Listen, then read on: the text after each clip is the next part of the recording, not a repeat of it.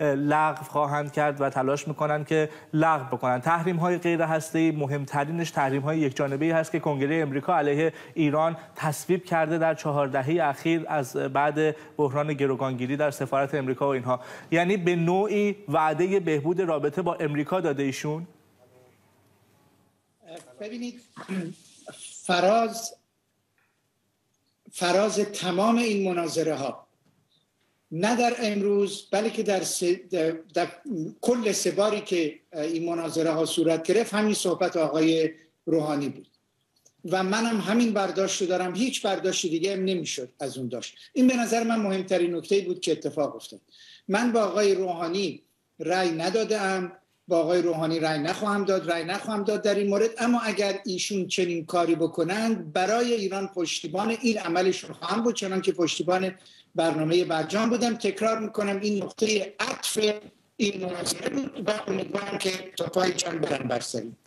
نکته دوم گذشته از این که باز تکرار میکنم نقطه عطفی بود، نوع شادی که این مناظره های ملال‌آور آورد به این صحبت هایی که میشد.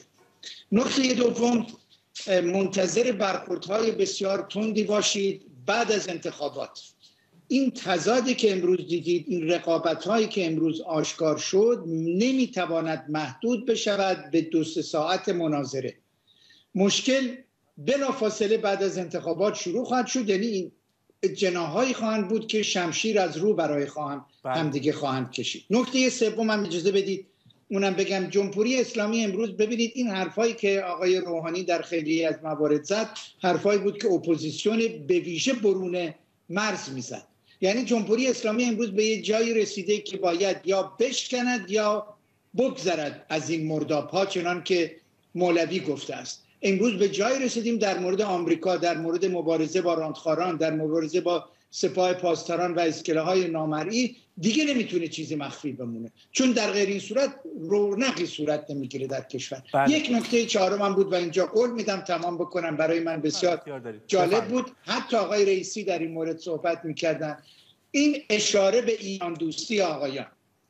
خب این جز مسئله انتخاباتی نیست. ببینید نمیشه صحبت از ایران دوستی کرد زمانی که بسیاری از ایرانی ها نمیتونن در این انتخابات شرکت کنن، به ویژه هم‌میهنان گرامی غیر مسلمان ما، هم‌میهنان گرامی شیعی ما، خیلی هاشون نمیتونن شرکت بکنن، در حصرن، چه برسه به بقیه. اما این یک پیروزی هم هست باز برای ملت ایران که اینها برای اینکه امروز رأی بیارن صحبت نماز روزه نمیکنن، صحبت ایران و ما بچه‌های ایرانی میکنن. بله آقای دکتر اسدی مرسی. ما یک بار دیگه حتما سعی می‌کنیم شما رو تا قبل پایان برنامه داشته باشیم. من یک بار دیگه نظرسنجی رو بخونم و فرهناز رو داشته باشیم با نامزد آخر. گفته بودیم که با دیدن مناظره آخر رأی شما کدام نامزد خواهد بود. مصطفی میرسلیم 1% هست جوابش، محمد باقر قالیباف 3%، حسن روحانی 66%، هاشمی طبا 2%، ابراهیم رئیسی 1%، اسحاق جهانگیری 8% و 19% یعنی تقریبا 1/5